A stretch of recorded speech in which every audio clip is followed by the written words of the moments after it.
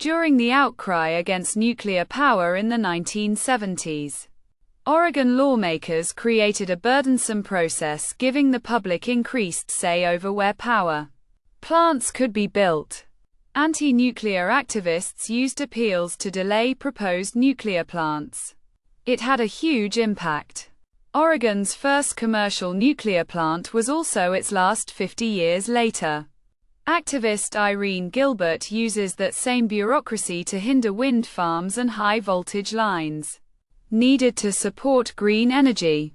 The 76-year-old retiree from La Grande has filed more challenges to energy projects, 15 in all, including lawsuits, than anyone in Oregon.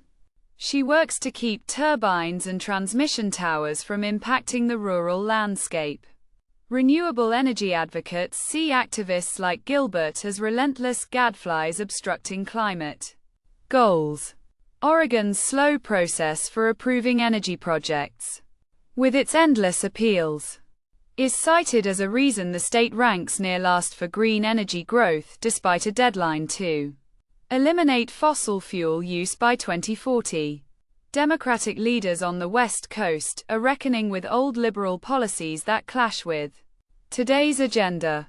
However, Oregon leaders have been less aggressive in confronting two key historical obstacles to green energy: the federal agency managing the Northwest power grid and the energy siting system created for nuclear power.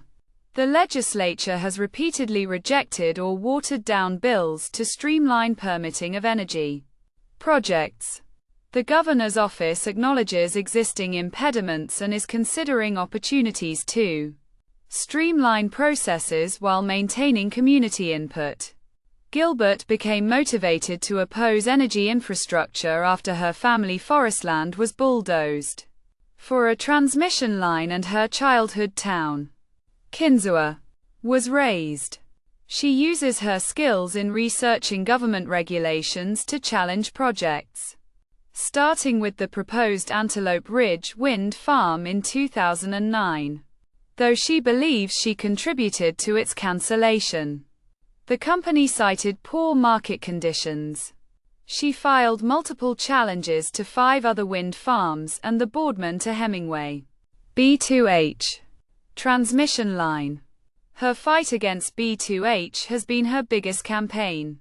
The 300-mile line, crucial for connecting Idaho green energy to Oregon data centers, has faced over 100 challenges since its state approval in 2019, significantly delaying construction. Gilbert and her Stop B2H coalition raised funds and argued the line would harm rural ecologies, birds, farmland, and increase wildfire risk. Developers employed by Idaho Power assert they have altered routes based on feedback and met safety standards. After opponents lost their final court appeal, construction began.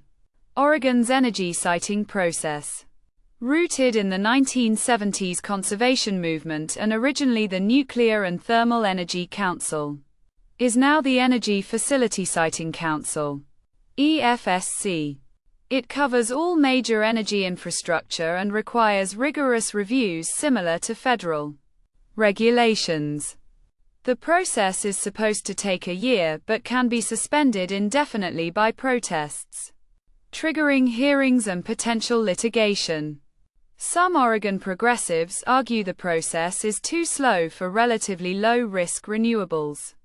Lawmakers recently passed scaled-back legislation, including a provision to move state appeals directly to the Oregon Supreme Court, limiting opportunities for prolonged legal challenges. Despite this change, Gilbert expects to be challenged by new wind and solar farms seeking to connect along the B2H route.